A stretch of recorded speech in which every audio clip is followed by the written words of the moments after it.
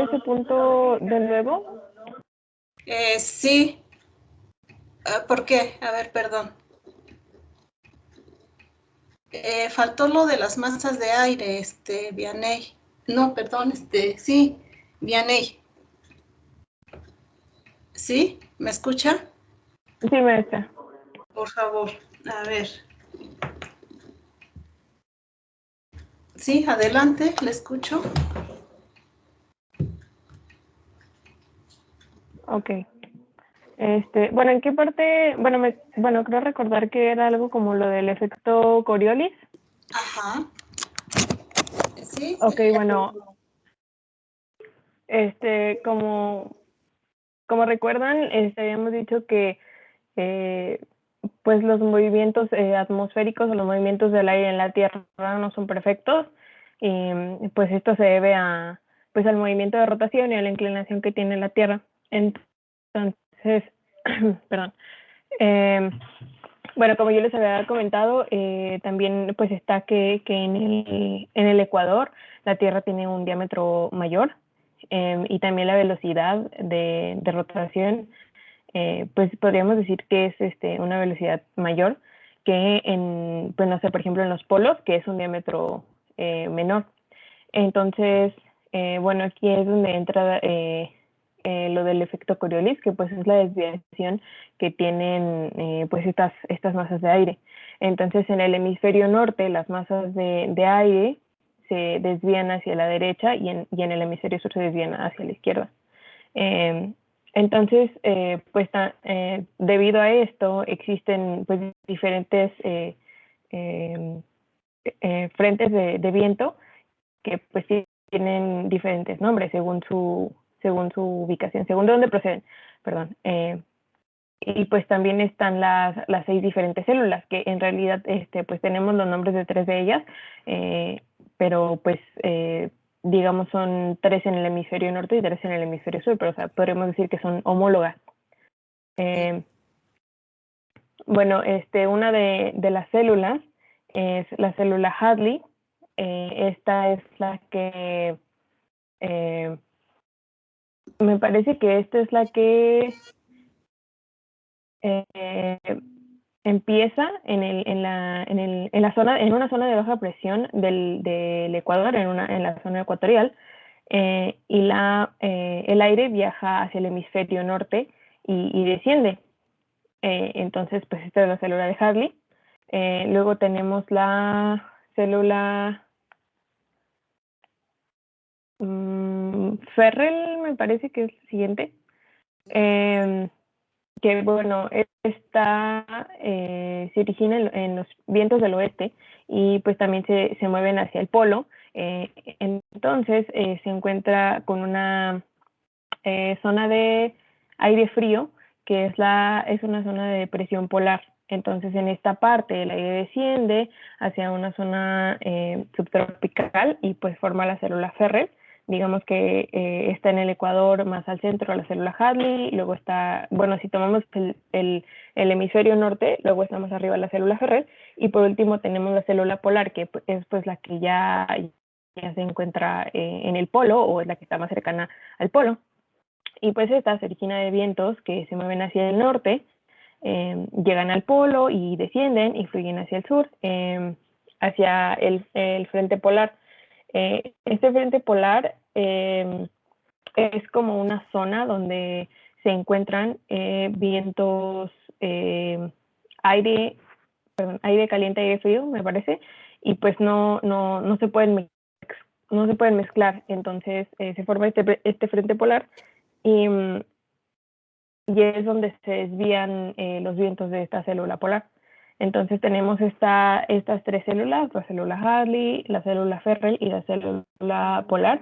Y pues estas 3 son las mismas que encontramos en el sur, en el hemisferio sur, que sería pues la célula Hadley más al Ecuador, luego está la célula Ferrel al centro y luego la célula polar. A ver, ¿cómo se forman las zonas de altas y bajas presiones?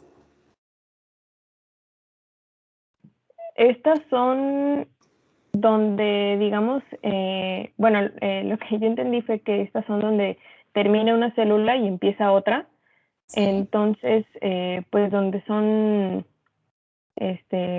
digamos, de baja presión, es donde está ascendiendo al aire, donde está caliente, por así decirlo, y donde son las de alta presión es donde está bajando el aire.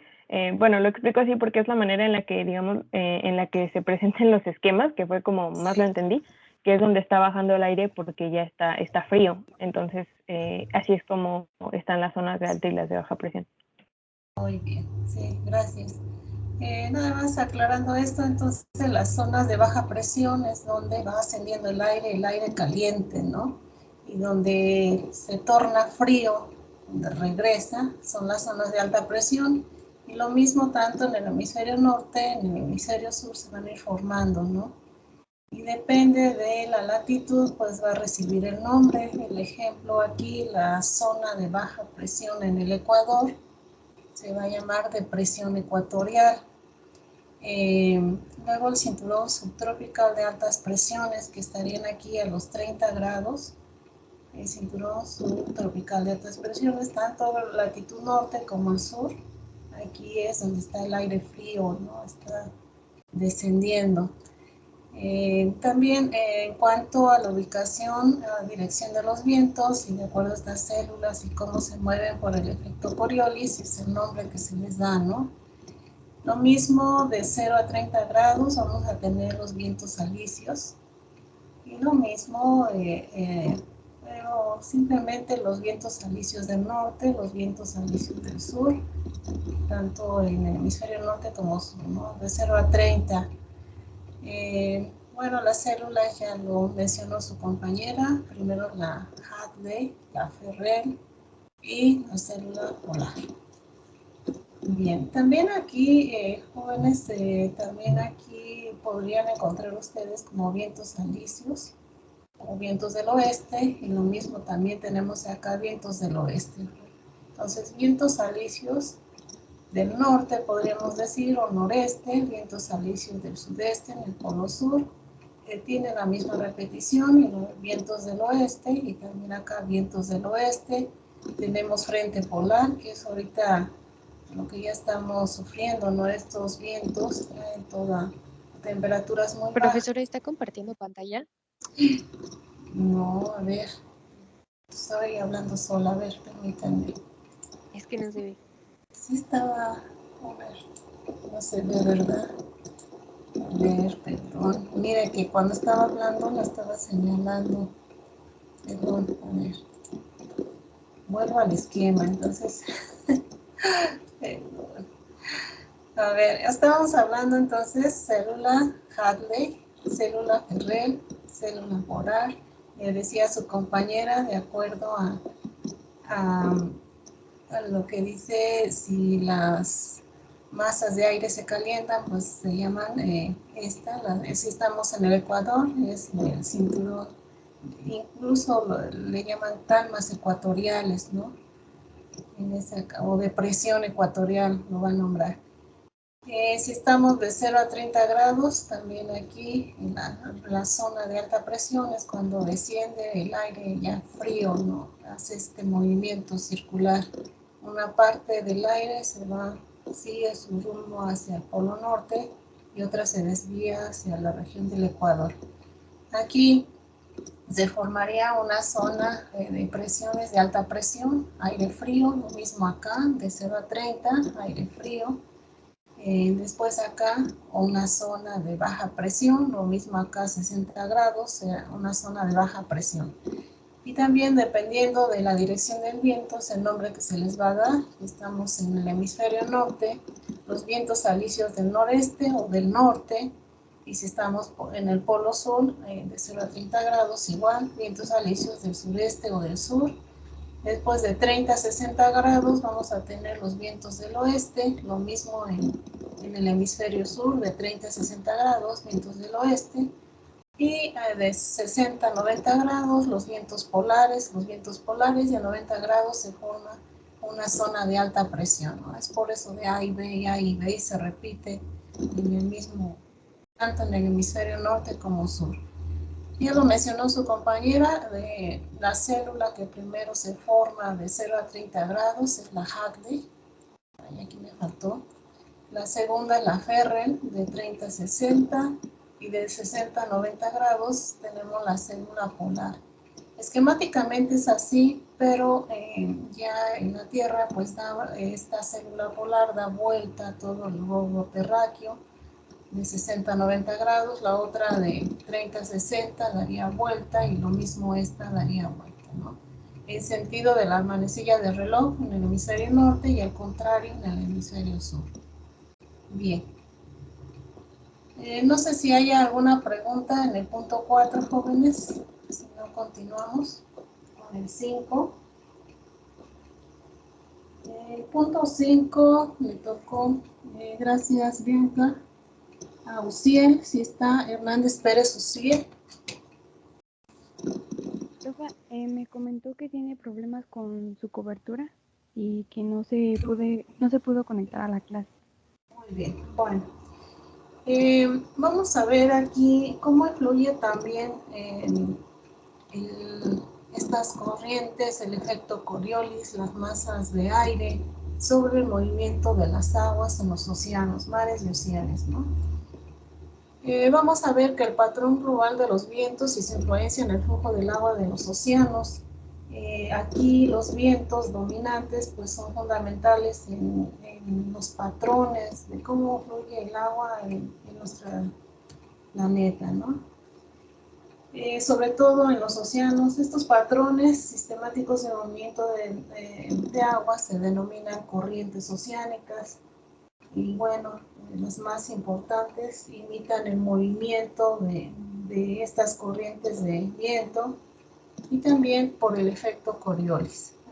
Vamos a ver aquí. Cada océano está dominado por dos importantes movimientos circulares de agua a nivel global, que se van a llamar los circuitos oceánicos, más o menos representados aquí. Esquemáticamente, este sería como el gran recorrido que hacen las aguas en nuestro planeta, ¿no? Acá en la parte, en el polo sur, es su trayecto, aguas frías, llegando ya casi aquí al Ecuador. Aquí tendríamos el Ecuador geográfico. Estas aguas empiezan a templar. Aquí hacen este recorrido, bueno, llegan acá al polo norte, lo mismo, se enfrían, aquí se mezclan. Y sigue este recorrido, ¿no? Llegando al área ecuatorial, otra vez, por ahí menciona cuando pasa esta zona donde no hay masas continentales, pues el recorrido es libre, porque no se encuentra con los márgenes de los continentes. En cada circuito, la corriente pues se va a mover en sentido de las manecillas de reloj, en caso del hemisferio norte. Y si encuentran las masas continentales, pues desvían su curso, ¿no? En el hemisferio norte, en sentido de las manecillas del reloj, y lo vemos aquí, en los márgenes orientales de los continentes, y en el polo sur, en el hemisferio sur, pues sería el contrario, ¿no?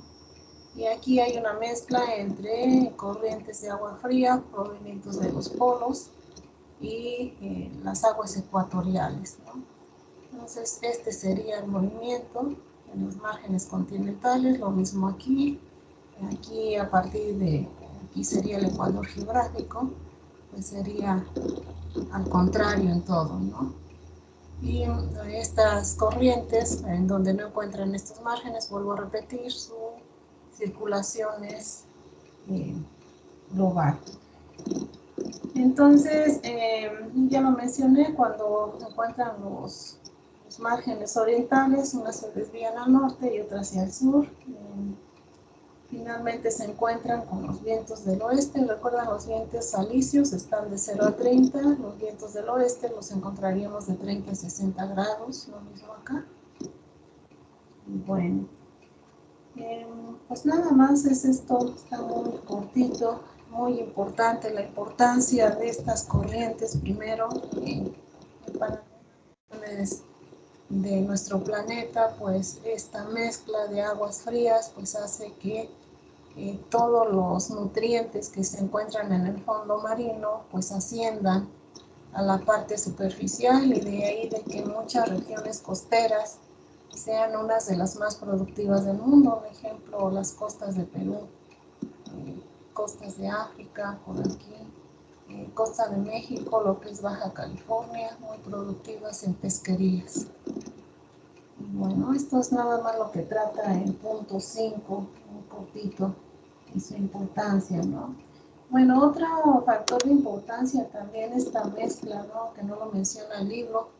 La mezcla de aguas frías y aguas tibias, pues es lo que provoca, ¿no?, el efecto de evaporación y precipitación del agua, ¿no? Por ahí vamos a ver esto de la mezcla de agua fría y caliente, y que su relación con un fenómeno meteorológico que se presenta cada 7 años, un ciclo de 7 años, que es el denominado fenómeno del Niño. Bien, el punto 6, continuamos con su compañero Jordan y Manuel. Profesora, bueno, yo soy Edgar y a mí me destinó el punto 6. Ah, sí, es cierto. Oh, perdón, Imanol. Entonces, perdón, Imanol sí está. No, creo que no responde. Bueno, Edgar, a ver, entonces, punto 6, perdón. Lo escucho. Sí, bueno, aquí bueno, el punto 6 trata de que cómo la temperatura influye en el contenido del aire. Esta nos menciona que cuando la materia está de un estado a otro, absorbe o libera energía. A esa energía absorbida o liberada se conoce como el calor latente. Nos menciona también que de un estado líquido a gaseoso se absorbe energía, mientras que de un estado gaseoso a un líquido se libera. La evaporación del agua de estado líquido gaseoso requiere de 2.260 joules por gramo de agua en líquido para convertirlo en vapor. Nos menciona que el aire, al entrar en contacto con un agua líquida, ocurre un intercambio de moléculas de agua y aire, y esta ocurre en la superficie del agua. También nos menciona que en el aire actúa como un gas independiente y esta ejerce una presión. Esa presión se denomina como la presión de vapor y esta se mide en megapascales. El contenido de vapor en un punto de saturación se denomina como presión de vapor a saturación, o también se le conoce como la capacidad de vapor de agua en el aire. Y nos menciona que la presión de vapor a saturación varía con la temperatura, ya que aumenta de acuerdo con la temperatura del aire. Y nos dice que el aire caliente tiene una mayor capacidad de vapor que el aire frío. También nos menciona dos conceptos, que es la humedad absoluta y la humedad relativa. La humedad absoluta es la cantidad de agua en volumen del aire, y la relativa es la cantidad de vapor de agua en el aire expresada en porcentaje de la presión de vapor a saturación, y nos menciona que para calcular la humedad relativa se requiere la presión de vapor actual entre la presión de vapor a saturación por 100. También nos menciona que en el punto de presión de vapor a saturación la humedad relativa está al 100%. Nos menciona que también si el aire enfría mientras la humedad es constante, la humedad relativa aumenta a medida que disminuye el valor de la presión de vapor a saturación. Y si el aire enfría en un punto que la presión de vapor real excede, la presión de vapor a saturación de la humedad del aire se condensará y pasará a formarse nubes. Si esas partículas se vuelven bastante pesadas, demasiado pesadas, no logran mantenerse suspendidas, y es cuando ocurre lo que es la precipitación. Y también nos menciona otro concepto, que la temperatura de rocío debe ser la temperatura a la cual debe enfriar el aire para que el vapor se condense en rocío, o también es la temperatura a la cual se obtiene la presión de vapor a saturación. Y nos da un ejemplo también sobre esas temperaturas, que por ejemplo al anochecer, cuando la temperatura desciende, esa humedad relativa aumenta, y si las noches llegan a ser muy frías, esas temperaturas llegan a un punto rocío, y es cuando ocurre la condensación y se forma así ese rocío que a veces encontramos, por ejemplo, en el pasto en las mañanas. Cuando la cantidad de ese aire y es cuando la cantidad de agua en el aire disminuye. En cambio, al amanecer, cuando sale el sol, la temperatura del aire aumenta y es como ya mencioné que el aire caliente tiene una mayor capacidad de vapor, es cuando la capacidad de vapor de agua aumenta y el rocío se evapora, lo que aumenta la presión de vapor del aire. A ver, pero fue muy rápido. Perdón. Sí, fue muy rápido. Muy bien. Aquí ya lo dijo, calor latente, en qué se mide, por ahí en megapascales, no le oí.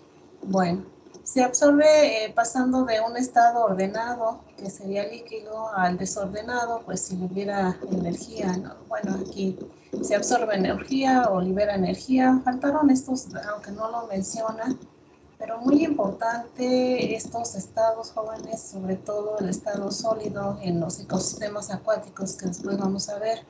Pues también aquí hay entre el cambio de un estado líquido al sólido, pues se pierde energía.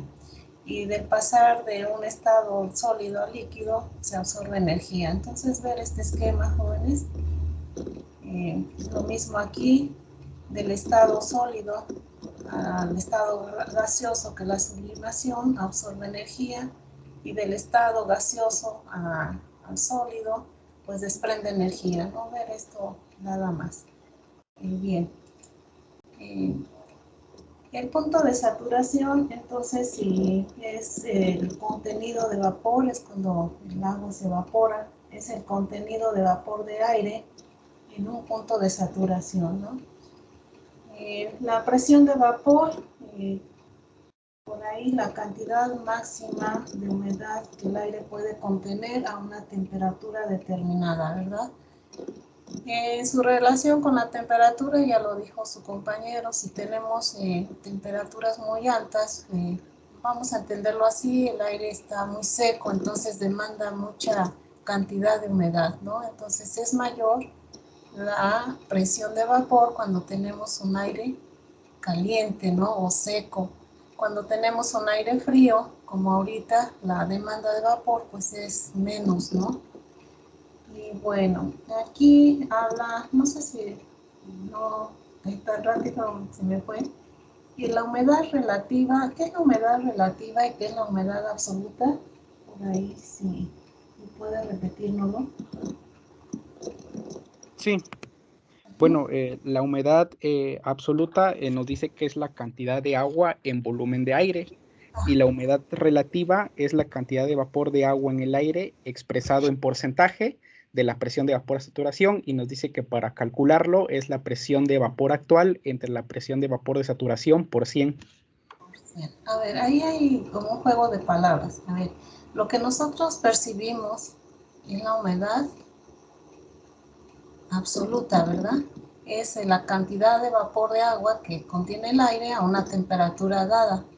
Pero si hablamos de la humedad relativa, es como la cantidad de vapor que debe de contener el aire comparada con este punto de saturación, que por ahí dice cuando hay punto de saturación es cuando tenemos 100% de presión de vapor o 100% de vapor en el aire, ¿no? Es esa como la diferencia. Y bueno, aquí solamente para ver los esquemas, jóvenes, disculpen que leamos esquemas, pero importante, si alguno de ustedes ya después en su trabajo profesional, pues tiene que hacer alguna investigación, se me ocurre de humedad relativa, ¿no? Incluso para muchos cultivos, pues es esta una de las variables que intervienen en el desarrollo de los vegetales, ¿no? Vamos a ver, temperaturas tenemos muy frías, de menos 20, de 0 a menos 20 y de 20, pues, temperaturas ya cálidas, 40 demasiado cálidas y aquí pues es el punto de ebullición, ¿no? Entonces, esta es la densidad de vapor, o el contenido de vapor que tenemos en el aire, gramos por metros cúbicos. Y se ve aquí lo que su compañero menciona, a bajas temperaturas, pues la densidad de vapor es mínima, ¿no? Ya empieza aquí a ascender. Conforme aumenta la temperatura, entonces su relación, conforme aumenta la temperatura, la densidad de vapor o la presión de vapor aumenta, ¿sí? Al 100%, pues aquí tendríamos ya el punto de ebullición.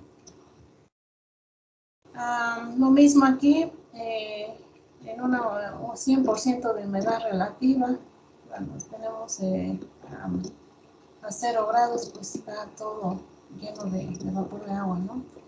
Aquí, conforme aumenta la temperatura, el contenido de vapor, aquí tenemos 50% de humedad relativa a una temperatura de 11 grados, y aquí el 25% de humedad relativa es poca, podríamos decir una atmósfera seca, ¿no? A una temperatura de 22 grados. ¿Qué más? Este esquema muy importante. Aquí cómo se comporta la humedad en cuanto a la temperatura y la estacionalidad, ¿no? Vemos aquí en invierno temperatura 5, a lo mejor 8 grados. Y la humedad relativa aquí sería a 60%, 80%, y aquí a saturación, ¿no?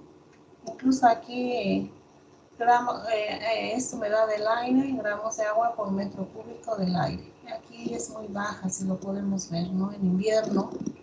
En otoño también podremos tener posiblemente un 60%. Podría ser ahorita, ¿no? Más o menos temperatura estaríamos como 17 grados. Estaríamos aquí, ¿no? El contenido de gramos por aire pues sería 7, 8, 9, casi 9.5 gramos de agua en el aire, ¿no? Ahora aquí, si ven, en verano es cuando tenemos altas temperaturas. Bueno, gramos de humedad. Pero también depende de la región donde estemos, jóvenes. Estamos en un desierto, pues no se cumpliría esto, ¿no? Ahí la atmósfera es muy seca y la humedad es bien. Ahora, el punto de rocío es cuando su compañero, a ver si me lo puede repetir otra vez para leer este diagrama. Sí, bueno, nos menciona que es la temperatura que debe enfriar el aire para que el vapor de agua se condense en rocío, o bueno, o la temperatura a la cual se obtiene la presión de vapor a saturación. Muy bien. Entonces, cuando tenemos la presión de vapor al 100%, ¿no? Y por ahí, por el peso de las gotas, empiezan a precipitar, ¿no? Lo que su compañero mencionó en el último pasaje, ¿no? Lo que vemos en el pasto en las mañanas cuando decimos cae sereno, ¿no? Y así es el rocío. Bien, aquí por ahí vamos a leer este gráfico. Para encontrar esa temperatura, dependiendo de la humedad relativa que tengamos en el aire, a qué temperatura empieza ya ese punto de rocío o a precipitarse el agua, ¿no? A ver, vamos a leerlo. En el eje de las X tenemos temperaturas de 0, 5, 10, 15, 20 hasta 30 grados. Y tenemos las líneas de termolíneas, sería, ¿cómo sería? Bueno, tenemos aquí humedad relativa al 25%, al 50%. Tenemos otra al 75%. Y tenemos al 100% es cuando toda nuestro aire que respiramos pues está como los bosques mesófilos, ¿no? Lleno de niebla, mucha humedad relativa. La presión de vapor de 0, 10, 20, 30, 40. Entonces tenemos que buscar en este diagrama, dada una temperatura y una humedad relativa, a qué temperatura empieza ese punto de rocío, el ejemplo, ¿no? Condiciones iniciales. Tenemos una humedad relativa del 50%. Esta es nuestra línea. Y tenemos una temperatura de 21 grados. Entonces, para encontrar esa temperatura donde empieza ya el punto de rocío, pues nada más proyectamos una línea y donde cruce aquí esta saturación al 100%, bajamos y encontramos aquí. Entonces, el punto o la temperatura donde empieza o se condensa o el punto de rocío es al 10 a 10 grados centígrados, teniendo una humedad relativa del 50%. ¿Sí, jóvenes? Ahora, supongamos que tenemos el ejemplo, tenemos una temperatura de 25 grados, aquí vamos, y por decir una humedad, bueno, sería muy alta, una humedad de 75%, y si yo les preguntara, encuéntrenme por favor el punto más fácil aquí, no, aquí, a ver si nos sale. A ver, temperatura de 25, una con humedad relativa de 75%. Quiero que me encuentren la temperatura a punto de rocío. Entonces proyectarían esto, agarran la línea de 75 y después la cruzarían con tocar la línea del 100%.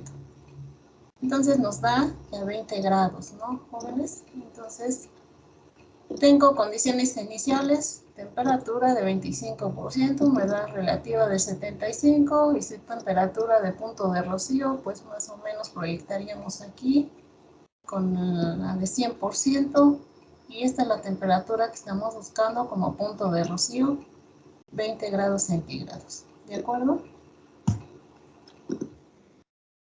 Diríamos.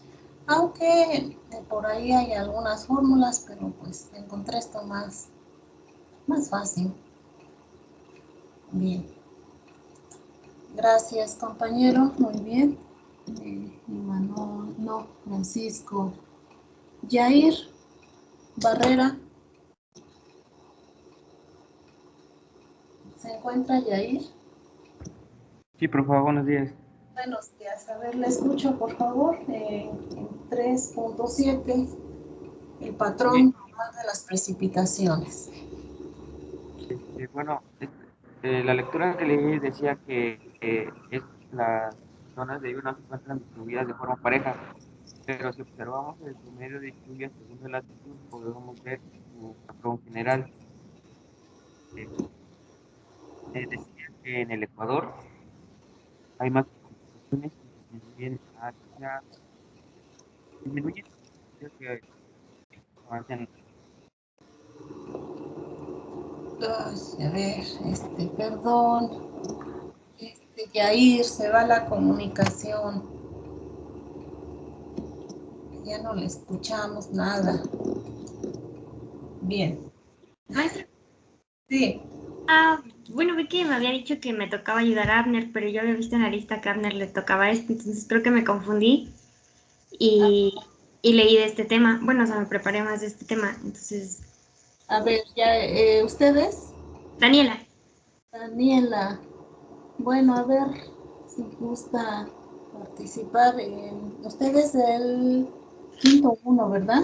Sí. Entonces déjenme anotar. A ver, le escucho. Bueno, pues en esta parte se explicaba cómo funcionan las precipitaciones dentro de la Tierra y en el mapa se puede notar las zonas en las que predomina, bueno, hay mayor precipitación anual y en las que hay menor, ¿no? Y en consecuencia, bueno, los ecosistemas que predominan en esas áreas. Y como podemos ver en la parte donde pasa el Ecuador, es donde hay mayor precipitación, son las áreas verdes, y bueno, eso se debe a las corrientes, a la incidencia del sol y a los vientos. Y en la forma en la que estos circulan, bueno, cuando se dirigen hacia el norte o hacia el sur, es lo que nosotros conocemos como las lluvias de verano o las estaciones secas. Y bueno, es importante recalcar que estos vientos se mueven hacia los polos. Y bueno, la respuesta que hay dentro de cada relieve se debe al aire sotavento y barlovento. Es por eso que algunas veces puede haber una montaña con un... A ver, se me pasó mucho.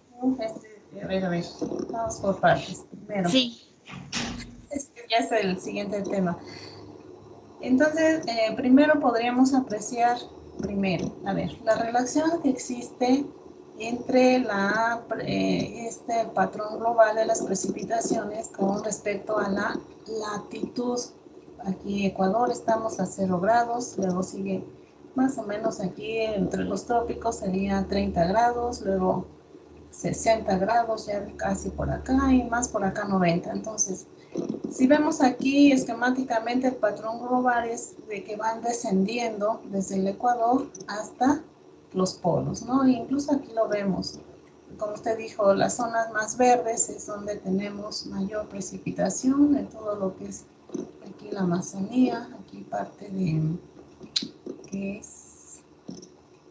Colombia, no. Bueno, a ver. Aquí en la parte occidental de África, aquí Indonesia, y toda esta la parte de Asia.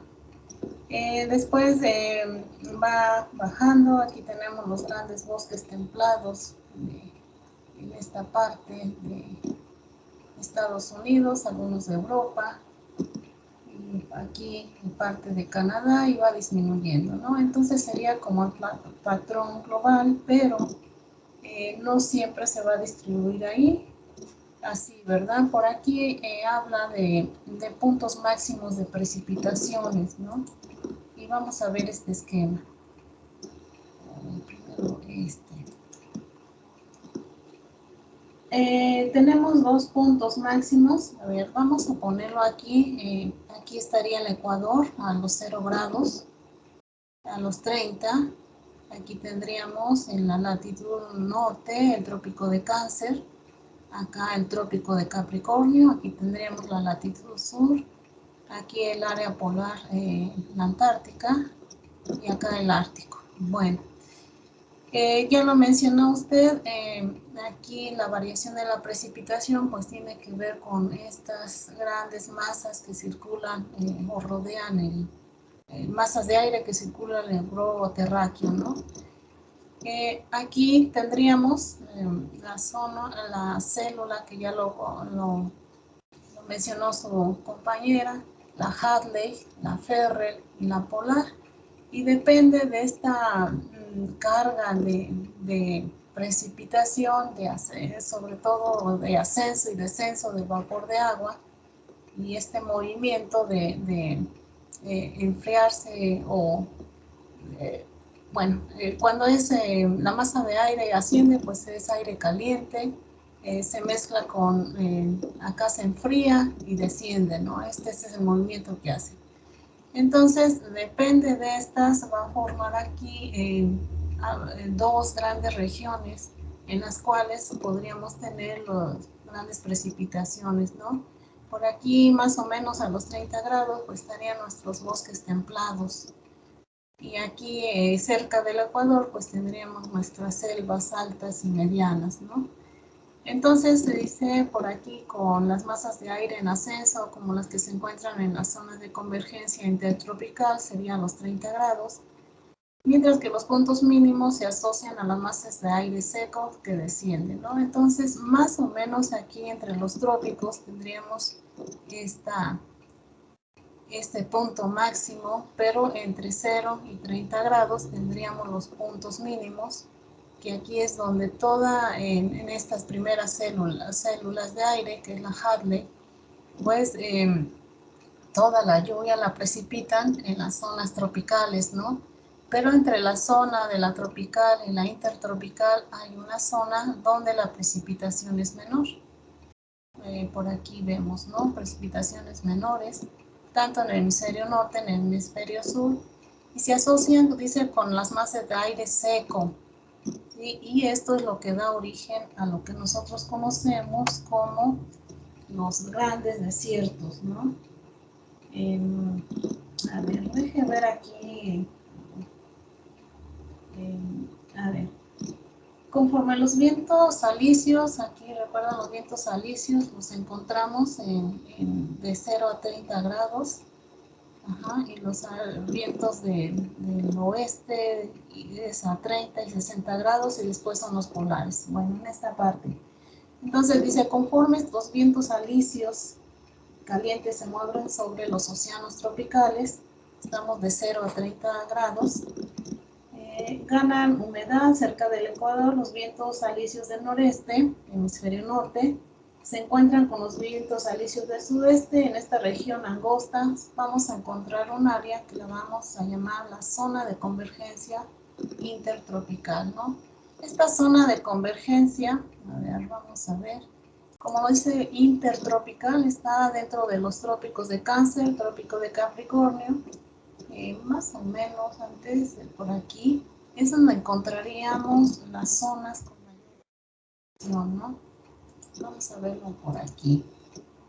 La zona intertropical, aquí estamos entre 0 y 30 grados, 32, 35 más o menos. Estas zonas serían como las zonas que reciben mayor precipitación, altos niveles de precipitación, y lo vemos acá en todo lo que es Asia, lo que tenemos aquí en África y parte del sur de México, Centroamérica y parte de aquí de la Amazonía, pues son regiones donde encontramos las selvas altas con mayor precipitación, ¿no? ¿Qué más? Bueno, en este punto en donde las masas de ellas se encuentran, el aire se acumula, el aire caliente no se eleva, se enfría, se forma un punto de rocío, se forman las lluvias y hay mayor precipitación. Bueno, dice este fenómeno, pues es lo que explica que en muchas regiones de Asia, Sudamérica, África y el sudeste de Norteamérica, pues tengan climas templados y mucha humedad, ¿no? Pero en las zonas de las calmas subtropicales, recuerdan aquí, las calmas subtropicales se presentan más o menos a los 30 grados, más o menos aquí, 30 grados norte y 30 grados sur, donde el aire frío desciende. Hay dos frentes de clima seco que circulan la Tierra, el aire desciende, se calienta, y debido a la presión de vapor a saturación, lo que mencionó su compañero, un aire seco, aumenta, extrae agua de la superficie a través de la evaporación, ocasionando condiciones de zonas áridas. Entonces, en estos puntos, ¿sí? Más o menos en la latitud 30, donde baja completamente la precipitación, encontraríamos los grandes desiertos del mundo. Y bueno, a ver, por acá está.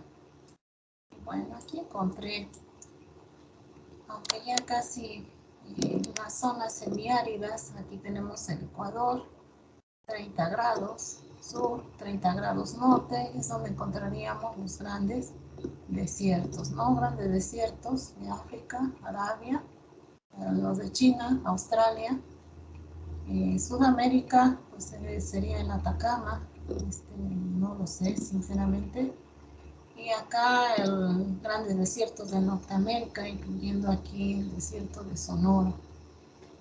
Bien, entonces es por esto de la explicación de este diagrama. Tendríamos un pico máximo, aquí estamos en la latitud sur. Por aquí menciona por qué en la latitud sur o en el hemisferio sur, si proyectamos aquí el pico máximo de precipitaciones, se da en el hemisferio sur. Aquí la explicación es porque en el hemisferio sur encontraríamos más masas de agua que masas continentales, ¿no? Y es más fácil que se evapore el agua en las masas de agua que en las masas continentales. Primero con las masas continentales, porque puede haber menos evaporación, una por la retención de la vegetación, otra por la retención del suelo o la infiltración. Entonces a esto se deben estos picos máximos, ¿no? En el hemisferio norte, incluso lo podríamos proyectar aquí, la precipitación es menor, ¿no? Por esas masas continentales. Y bueno, aquí los grandes desiertos, después tenemos de los desiertos un pico máximo, que es donde se ubican más o menos después de los trópicos de Cáncer y Capricornio, encontraríamos las zonas de los bosques, los grandes bosques templados. Después hay un descenso continuo hasta llegar hasta el Polo Norte.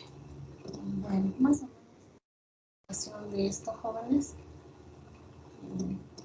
También importante, ¿no? Aquí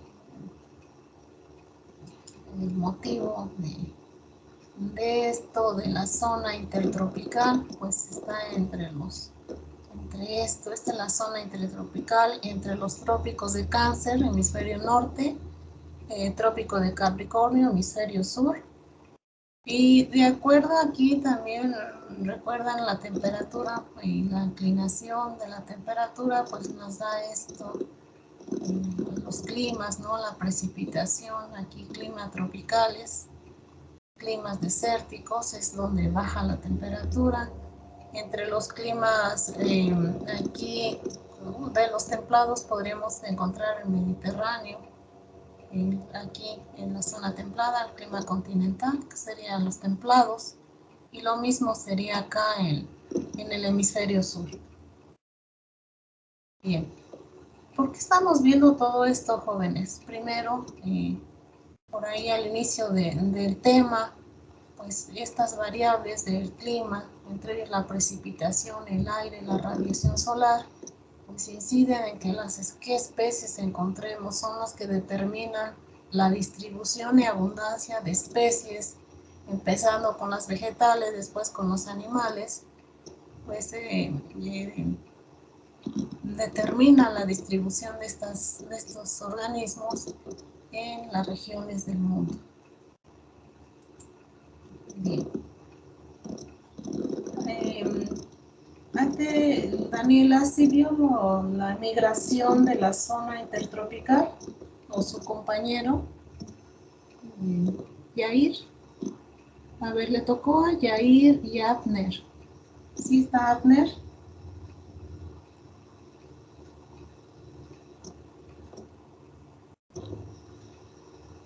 ¿Sí me escucha? ¿O se fueron a dormir? No, profe, bueno, yo sí estoy. Igual Abner está porque le escribí para preguntarle si a él le tocaba. Entonces, Sí, a él le tocó también. A ver, entonces que participe para considerar su participación. Yair, ¿se puede comentar qué es la migración de la zona de convergencia intertropical? No se encuentra. Bueno. A ver, volvemos con su compañero Abner.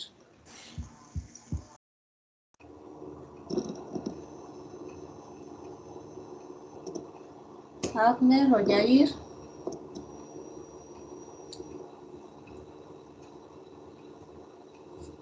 Bueno, no están. A ver, Daniela, entonces, ¿puede comentar algo de la migración de la zona de convergencia? sí, bueno, lo que pude rescatar es que gracias a estas es cuando se generan las estaciones secas en el trópico y también cuando las corrientes de aire se dirigían hacia el sur, es cuando, bueno, esto sucede durante el invierno, es cuando tenemos las lluvias de verano. Y solo que aquí ya me confundí si lo del punto de rocío era de esta parte o no, porque yo tenía notado que cuando se unían las masas de aire, dos masas de aire, se formaban las nubes y por eso se daba la precipitación. Pero ahorita ya no estoy segura si tiene que ver con esta parte del tema. Bueno, vamos a dejarlo.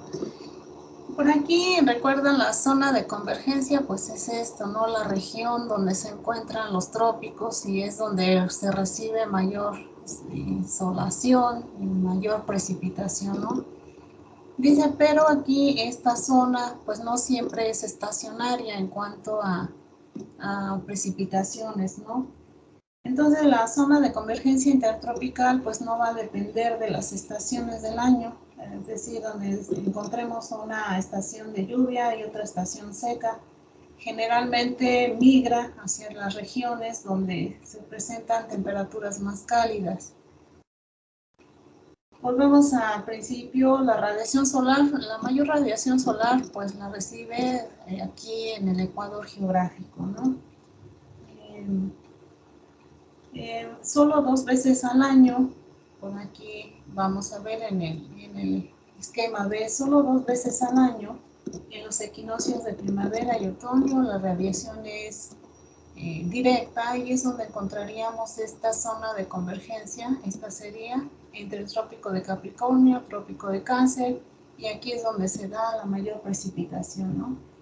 En el solsticio de verano, aquí en el hemisferio norte, el sol se encuentra aquí, en este es el solsticio de verano. La radiación o los rayos inciden directamente sobre el trópico de Cáncer, y aquí es donde encontraríamos aquí las mayores precipitaciones, ¿no? Lo que acabamos de pasar ahorita es el ejemplo. Aquí entonces la zona de convergencia intertropical se mueve un poquito más hacia el trópico de Cáncer por la incidencia de la radiación solar. ¿De acuerdo? Ahora, cuando en el hemisferio norte es invierno, en el hemisferio sur, recuerden, es verano. Entonces, cuando en el hemisferio sur, aquí cuando es verano, en el hemisferio sur, los rayos inciden sobre el trópico de Capricornio, y en este caso, la precipitación, la zona de convergencia intertropical migra hacia acá, ¿no? Hacia el hemisferio sur. La incidencia de los rayos es mayor acá, en el trópico de Capricornio, y aquí es donde se dan las mayores precipitaciones. Entonces aquí dice la zona de convergencia intertropical, pues invade estas zonas dependiendo de la radiación solar, ¿no? O la incidencia de la radiación solar.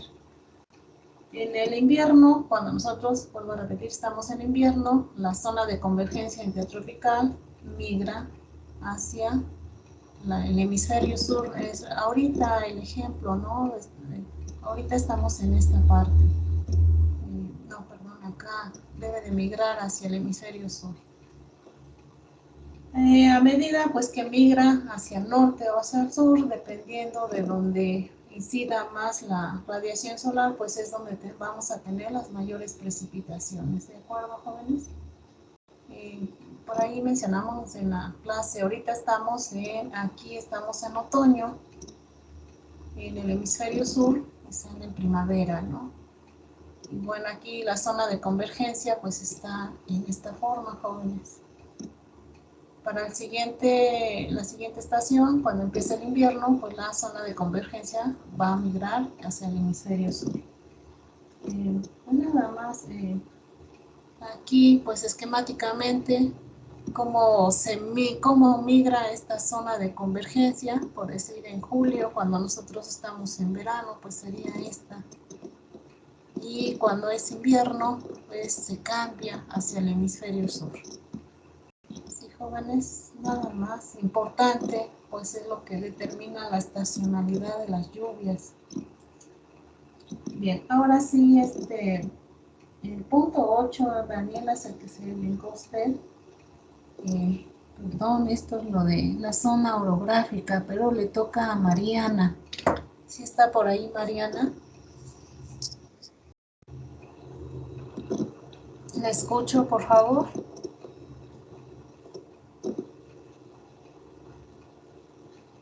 ¿Sí me escucha, Mariana?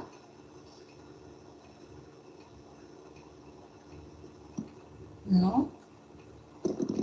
Bueno, a ver, Mariana, no sé si esté o no responda. La topografía, en el ejemplo que vimos de la zona de convergencia intertropical, bueno, entonces es la estacionalidad del patrón de lluvias en la época de verano, tanto en el hemisferio norte como el sur. Pero también, aunado a esto, influye la topografía, ya sea a nivel local, ¿no? Sobre este régimen de precipitaciones. Y un fenómeno conocido es esto: la sombra de lluvia, sombra orográfica, o también el efecto Foehn. En las montañas, vamos a ir viendo el diagrama. A ver si por aquí. Las montañas van a interceptar el flujo del aire ascendente, cálido. Aquí, por efecto de la evaporación, pues también se va a cargar de agua. Se ascienden, enfrían, se saturan, y debido a la menor presión de evapora-saturación, pues libera toda este vapor en forma de precipitación, ¿no? En las latitudes altas, en el lado conocido como Barlovento, ¿sí? Conforme el aire frío asciende, cruza la montaña, desciende, se vuelve cálido en la parte de Sotavento, ¿no? Entonces, en el lado de Barlovento va a generar condiciones de humedad y en el lado de Sotavento condiciones más secas o séricas, ¿no? También se puede ver en el lado de Barlovento, estas serían las zonas Barlovento, pues vamos a encontrar una vegetación muy distinta, de condiciones muy húmedas, muy templadas, frías, a comparación del lado de Sotavento, encontraríamos otro tipo de vegetación bajo condiciones más secas, ¿no? El ejemplo aquí menciona las islas de Hawái. La vegetación varía desde las mezclas de la zona del Sotavento hasta las laderas boscosas donde se encuentra el lado de Barlovento, bueno, pero sin ir hasta Hawái. Este fenómeno lo podemos ver aquí en México. Por ahí recuerden sus clases o sus viajes de prepa. De ir en el transecto, por decir, de ir de acá de Tlaxcala, sería el ejemplo a Veracruz, ¿no? O ya estando en Veracruz más cerca, por ahí por Jalapa, ¿no? Encontramos vegetación muy abundante, mucha lluvia, mucha humedad relativa. Este es el ejemplo, ¿no? Ahí la precipitación, toda esa humedad o ese vapor de agua del Golfo de México, pues precipita ahí en Jalapa. Y acá el ejemplo de Sotavento lo veríamos en la parte donde se encuentra el cofre de Perote, ¿no? Condiciones muy secas, incluso la vegetación es de condición sérica muy diferente a esto, ¿no? Entonces, el patrón de lluvia local tiene que ver también con la topografía, principalmente las áreas montañosas. Y pues nada más, jóvenes, es lo que abarca este tema. Nada más ver Barlovento, Sotavento y qué condiciones se da en cada parte de este efecto de sombra de lluvia. Bien. Vamos con el punto 9. A ver, el 3.9, Rojas Díaz, Jesús Eduardo y Axel. ¿Sí están? Sí, buenos días. Buenos días, ¿me lo escucho? Bueno, este subtema habla que principalmente hasta ahora los patrones que hemos analizado se producen en intervalos regulares y predecibles. Y que, sin embargo, no todas las características del sistema climático de la Tierra se producen con tanta regularidad. Porque se caracteriza por la variabilidad de escalas regionales como globales. Entonces menciona varios ejemplos de, digamos, fenómenos precisamente irregulares, como por ejemplo una pequeña edad de hielo que duró desde mediados del siglo XIV hasta mediados del siglo XIX, que tuvo ciertos efectos en la humanidad, en la agricultura, en la ganadería, en la literatura. Así es. También menciona otro ejemplo, situado en la región central de Norteamérica, donde se encuentran las grandes llanuras que desde el periodo del Holoceno ha soportado mucha sequía.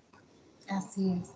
Pero que los colonos de finales del siglo XX se situaron ahí y se establecieron en un periodo donde el clima era más favorable. Húmedo, sí. Y pensaron que así iba a ser, y no fue así. El ciclo de sequía volvió y después se puso todo muy seco. Así es. Aquí es donde encuentran las grandes planicies, ¿no? Donde encontramos, incluso estas son las fotografías, condiciones más secas, donde solamente se encuentran pastizales, ¿no? Y bueno, ahora con la introducción del búfalo, que casi lo llegaron a la extinción. Muy bien, esta sería la primera parte. Entonces la variación del clima pues ha estado, ¿no?, aquí a grandes periodos de tiempo. Por ejemplo, la pequeña glaciación, ¿no?, que ahí mencionaba que los inviernos eran muy crudos, ¿no?, hasta el congelamiento de los ríos. Y posiblemente estemos ya en una era ahorita de esto, de pequeñas glaciaciones. Ahorita, si ustedes sienten el clima, ¿no?, otoño ya, la temperatura, bueno, aquí en la región templada, pues ya se siente mucho frío, ¿no? Entonces cambia a esta escala global y regional, ¿no? Muy bien. La segunda parte quiere comentarla su compañero, por favor. Edwin, sobre también sobre la radiación solar que puede cambiar a través del tiempo. A ver. No, todavía otra parte. A ver, ¿le escucho?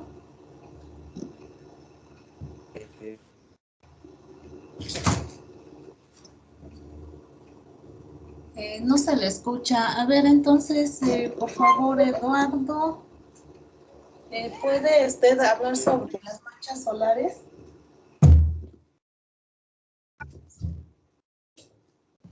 ¿Lo menciono? Sí, por favor. Bueno, con el permiso del compañero. Sí, no se le escuchas a Edwin. Sí, me parece que esa parte, todos estos fenómenos que pueden suceder en periodos de decenas de años o miles de años, tienen su influencia con lo que llaman manchas solares, porque se ha estudiado al respecto, porque son cambios en las entradas de energía de la Tierra. Y bueno, lo que entendí fue eso, que menciona dos fenómenos que serían... ¿Sí me escuchan? Sí, le escuchamos. Ok. Menciona dos fenómenos que serían, que tienen que ver con los vientos alisios y el fenómeno del niño y la niña. Pero como les digo, según menciona que son cambios en las entradas de energía de la Tierra y que tienen su propio periodo en el Sol.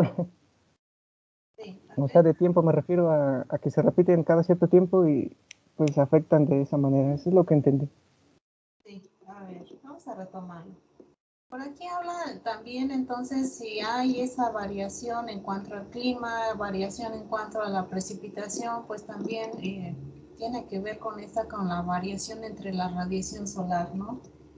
Por aquí la variación en la radiación solar provoca lo que se llaman las tormentas solares. Por aquí, a ver, vamos a ponerlo muy mucho en cuanto a la relación de la tormenta solar con el ciclo de los animales, pero bueno. Es llamada también tormentas geomagnéticas por aquí o tormentas magnéticas. Es un fenómeno en el cual se produce una perturbación temporal, es como las explosiones, ¿no? Temporal de la magnetosfera terrestre debido a la interacción de ondas electromagnéticas con el campo magnético terrestre enviado por el Sol. Después de que sucede una eyección de masa coronal, o sea, una explosión, su duración puede ser muy corta, entre 24 y 48 horas, o durar varios días. Aquí en el libro hace referencia que estas tormentas solares se producen en ciclos de cada 11 años y están relacionados a periodos de sequía y calentamiento de los inviernos, sobre todo en el hemisferio norte, ¿no? Lo que encontré aquí es el ejemplo de cómo afectan estas manchas solares. Bueno, todo lo que encontré por ahí menciona, pues afecta a las telecomunicaciones. Por aquí me voy a brincar esto, telecomunicaciones, pero muy enfáticamente en qué afecta a los organismos, ¿no? Sobre todo para organismos que tienen rutas migratorias, extravío de los organismos migratorios que usan el campo magnético para orientarse, alteración en los procesos biológicos básicos en la naturaleza, el ejemplo, ¿no? Los animales migratorios, si tenemos en los inviernos cálidos, posiblemente el periodo de hibernación se acorte, ¿no? Estas serían las alteraciones.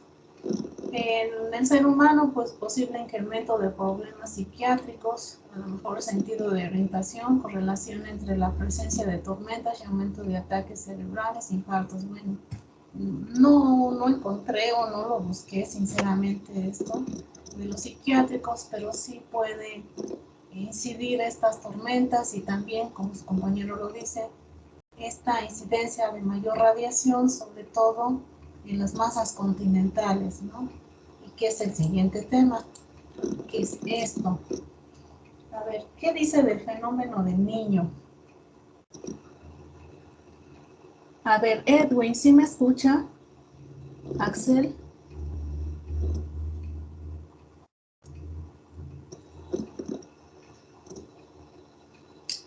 Bueno. Maestra, le está fallando el internet. ¿A mí? ¿O a su compañero? No, a Axel. Axel. Axel, perdón. Bueno, entonces vamos a retomar esto. Las variaciones irregulares también en el clima, pero a escala regional, y que este fenómeno repercute a escala global, ¿no? Por ahí como antecedente, en 1525, en algunos documentos históricos, los pescadores, sobre todo de la costa de Perú, habían realizado anotaciones y observaciones sobre cómo, bueno, describían estos periodos en que las aguas eran más cálidas, ¿no? Más se templaban, ¿no? Más cálidas de lo inusual, se refirieron a las aguas cálidas como el Niño. Ahí recordemos, a ver, un poquito, si nosotros estamos, ellos están acá, si no estamos en verano, ellos están en invierno, ¿no? Pero acá, bueno, sí, cuando nosotros estamos en invierno, ellos están en verano. Se supone que es la época donde ellos reciben mayor precipitación en el hemisferio sur, ¿no? Bueno, este fenómeno de aguas cálidas como el Niño, que le vamos a llamar oscilación sur-enos, abreviado, ocurre a nivel mundial y surge por la interacción a gran escala de las masas oceánicas del agua y la circulación de los vientos, sobre todo los alisios. Actualmente el fenómeno del Niño se refiere a la oscilación entre la presión de la masa atmosférica, o sea, de los vientos alisios entre la zona tropical del sureste del Pacífico, aquí sureste asiático, y de Australia e Indonesia. Aquí el ejemplo, los vientos alisios, recordemos aquí, bueno, en el hemisferio norte correrían así, en el hemisferio sur al contrario, y aquí hay un intercambio entre cuanto a los vientos y la temperatura, ¿no? Entonces aquí influye las temperaturas más cálidas hasta la costa oeste de Perú. Esto hace que se tiemblen, se calienten las aguas, ¿no? Recuerden ahí lo que vimos en al inicio, ¿no? de los pingüinos, ¿no? Que dependen del alimento que traen las corrientes del polo sur frías, ¿no? Pero cuando dice hay un episodio donde hubo escasez de alimento, es por esto, cuando se tiembla la temperatura del agua, bueno, un efecto que tiene al calentarse el agua es la pérdida de oxígeno y por lo tanto pues la mortandad de peces, que a su vez es el alimento para los pingüinos, si recordemos ahí la introducción. Cuando el agua del Pacífico son más cálidas de lo habitual debido a este fenómeno de calentamiento de aguas tropicales, la presión del nivel del mar disminuye en el Pacífico Oriental y aumenta sobre el occidental. Entonces, la reducción en este gradiente de presión se acompaña de un debilitamiento de los vientos del este, de baja latitud. Dice, aunque aún no se ha comprendido por qué por qué surge este calentamiento en estas regiones, pues, pero sí lo han documentado de que se presenta, ¿no? Entonces el agua caliente o la agua templada del océano tropical de acá de Australia e Indonesia fluye hacia acá, hacia las costas de Perú, y se mezclan con la corriente de aguas frías profundas, provocando este fenómeno de mucha lluvia, pero también en estas costas se produce un fenómeno que le vamos a llamar el afloramiento. Aquí, jóvenes, el afloramiento no es más que cuando el viento sopla, bueno, en este caso, a ver, ya me perdí primero. El fenómeno del niño, me pasé, perdón. El fenómeno del niño es cuando las corrientes se tiemblan, se calientan, se mezclan aquí con la corriente de Humboldt, la más fría, y lo que provoca es muchas precipitaciones en la costa de Perú, inundaciones, pero que tiene efectos a nivel global, ¿no?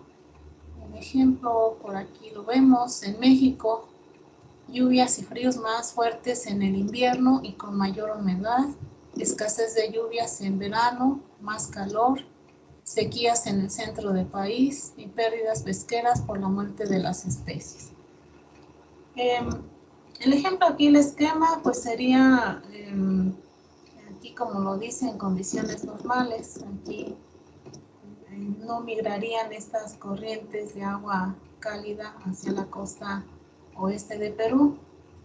Este sería el movimiento, ¿no? La mezcla. Aquí es el reemplazo aquí es el ascenso de aguas frías de la corriente del Polo Sur o del Humboldt.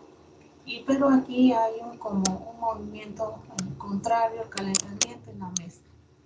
Bien. Pero también documentando aquí hay otro efecto que es la niña, que es al contrario, ¿no? En este esquema de la NASA podríamos ver, ¿no?, el calentamiento de las aguas. Aquí tenemos la costa en el Ecuador. Y el fenómeno del niño es al contrario, es un enfriamiento de las aguas, ¿no? ¿Qué es lo que provoca? Pues al contrario, acá en Indonesia y en Australia, mucha lluvia, inundaciones. Y acá, cuando se calienta, pues las inundaciones serían acá. Y acá en el fenómeno de la niña es al contrario, en las costas de Perú, pues hay sequía.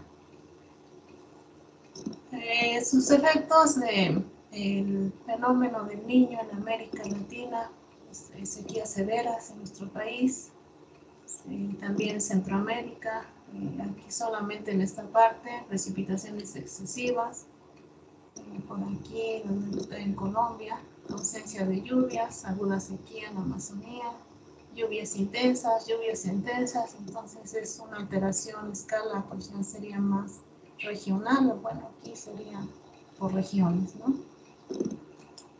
Ahora, pero también en esto del flujo de corrientes, tanto frías como cálidas, pues así hay un concepto que se le llama afloramiento. No sé si lo leyó su compañero, si no le sigo. Bueno, el afloramiento no es más que esto, ¿cómo debería? El emerger, todos los nutrientes que están depositados en el océano fluyen hacia la superficie por ese movimiento de las aguas, ¿no? A ver, voy a ir un poquito aquí. En las corrientes de la superficie dentro de los océanos tropicales fluyen hacia el oeste. Aquí los vientos alisios empujan el agua superficial, ¿no? Provocando, los llevan hasta el océano, provocando que haya un movimiento de agua y entonces las aguas frías emerjan, ¿no?, hacia la superficie de la costa. Entonces este movimiento de que las aguas frías suban hacia la superficie, en ese movimiento pues van cargadas de muchos nutrientes, fosfatos, nitratos, que son alimento para las algas y de ahí pues para los siguientes microorganismos, ¿no? Los afloramientos marinos son las zonas en las que el agua del fondo oceánico está rica de nutrientes y sube entonces a la superficie. Por ahí el afloramiento costero, por decir en el hemisferio norte, se produce cuando el viento sopla en paralelo a la costa. Lo vemos aquí. Sopla aquí en paralelo a la costa, desplaza las aguas calientes mar adentro y hay ese movimiento de agua y el agua fría rica en nutrientes sube con respecto a la dirección de la costa, ¿no? Ahora, ¿qué provoca ese movimiento de afloramiento de nutrientes? Pues primero, el efecto Coriolis. El efecto Coriolis pues, está asociado a la rotación de la Tierra, al movimiento de los vientos, sobre todo los alisios del norte. Y,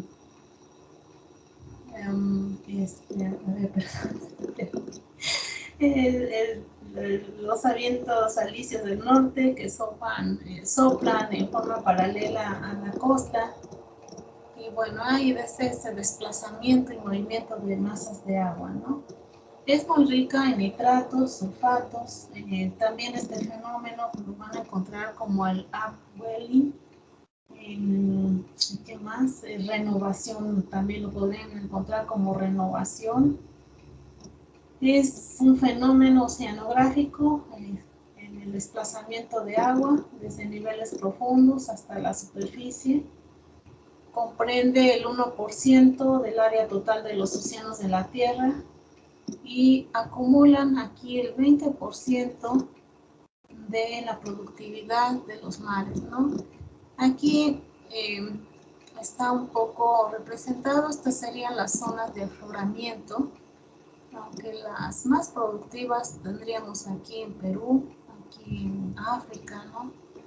En la costa oeste de África, aquí es donde se da esa mezcla de agua fría y el afloramiento de nutrientes, por eso son las zonas más ricas en pesquería.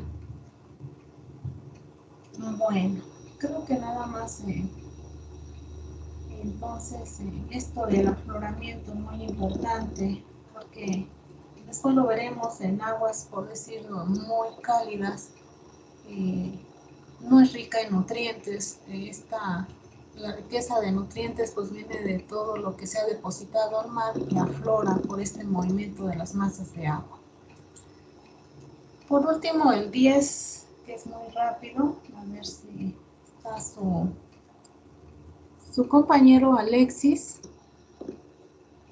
¿Sí se encuentra?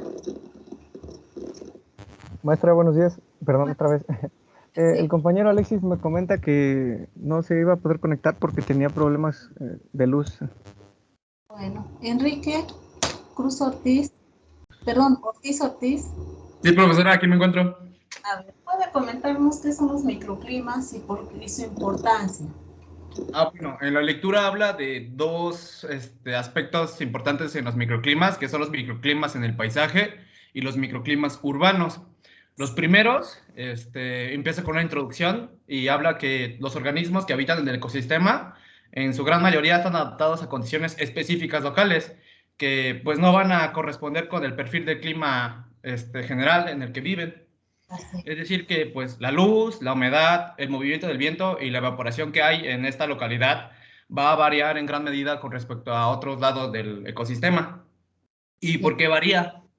Bueno, varía en gran medida por la vegetación. La vegetación es la que modera los microclimas al alterar las temperaturas del suelo, la humedad que hay, los movimientos del viento y la evaporación que surge a través de la incidencia del sol y el movimiento del viento. Sí. Tiene especial incidencia en las zonas cercanas al suelo y pues nos dice que la diferencia entre la temperatura, por ejemplo, del suelo que está bajo un dosel forestal y la que no lo está, puede llegar de ser hasta 7 a 12 grados. Sí. Otro factor importante que menciona es la topografía, que pues habla de la ubicación de las laderas, por ejemplo. Habla en específico del hemisferio norte, porque pues cambia con respecto al hemisferio sur. Habla que pues en el hemisferio norte las laderas que están orientadas al sur tienen mayor incidencia solar, por lo que tienen un marcado efecto en la humedad y el calor presente en estas laderas que están ubicadas al sur. Por lo general son más cálidas y secas, y las que están ubicadas hacia el norte tienen menor incidencia de luz, por lo que pues la evaporación es mucho menor, las temperaturas son menores y la humedad del suelo es mayor. Muy bien, bien. Eso es cuanto al ecosistema. Los microclimas urbanos,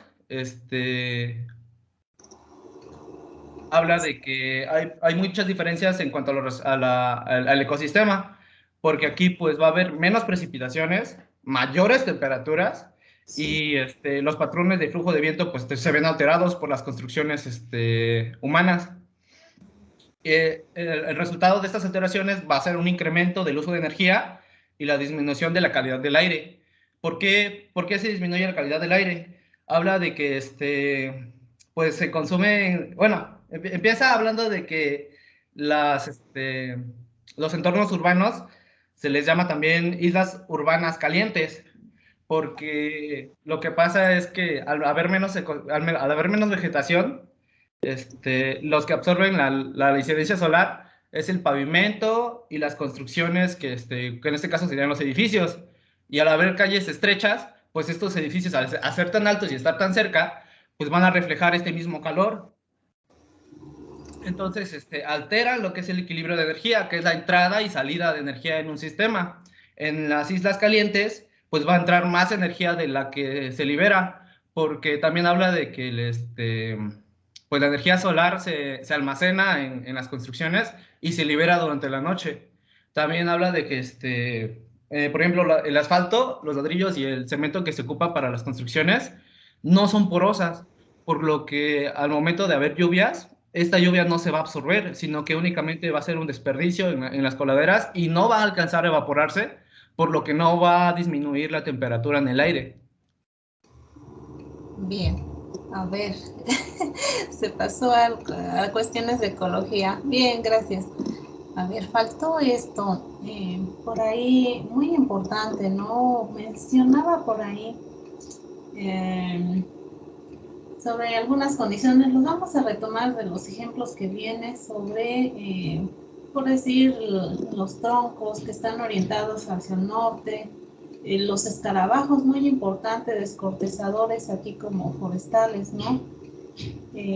Vamos a retomar un poquito los ejemplos que vienen al final. Y viene también aquí cómo pueden cambiar los climas cuando hay depresiones en el terreno, ¿no? Lo que llamamos las cañadas, las hondonadas o las barrancas, ¿no?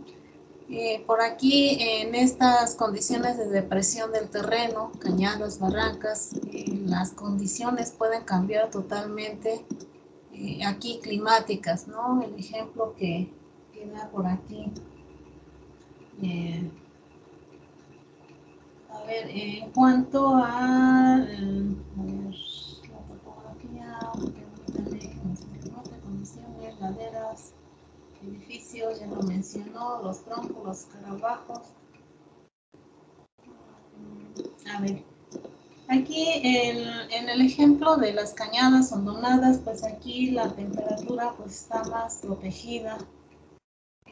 Se registran temperaturas más bajas durante la noche, especialmente en invierno, y más altas durante el verano. Y la humedad relativa es más elevada, ¿no? El ejemplo, y lo podríamos encontrar en una parte de Hidalgo, si alguien de ustedes viajó a Tonaltongo, pueden encontrar este tipo de vegetación, incluso hay un parque turístico. Aquí encontramos condiciones muy cálidas, hay mucha humedad relativa, hay aguas termales, incluso aquí hagan de cuenta que el clima es tropical, ahí siembran aguacate, mango, entonces muy diferente a lo que rodea. Aquí este sitio se ubica en un área desértica, pero ustedes bajan acá y las condiciones cambian totalmente en este lugar, ¿no? Otra cosa, el ejemplo, también quienes son acá de la parte de Hidalgo, en la reserva de Meztitlán, hay un lugar que se llama La Vega, es una depresión, ahí pues hay mucho cultivo y todo lo que lo rodea es desierto, ¿no? Entonces, estas depresiones también generan los llamados microclimas, ¿no? Y vamos a dejarle aquí, jóvenes, próxima clase. Pues sigue ya el otro tema de ecosistemas acuáticos. Bueno, Yadira Lisset y Jorge Luis ya dieron su tema. Los compañeros les pediría nada más un resumen, lo más importante de este tema, sus dos compañeros, porque ya abarcó su compañero Enrique cuestiones de ecología. Bien, permítanme, dejen parar la grabación. Y bueno. Les agradezco su atención a los que estuvieron y a los que participaron también. Y nos vemos la próxima clase.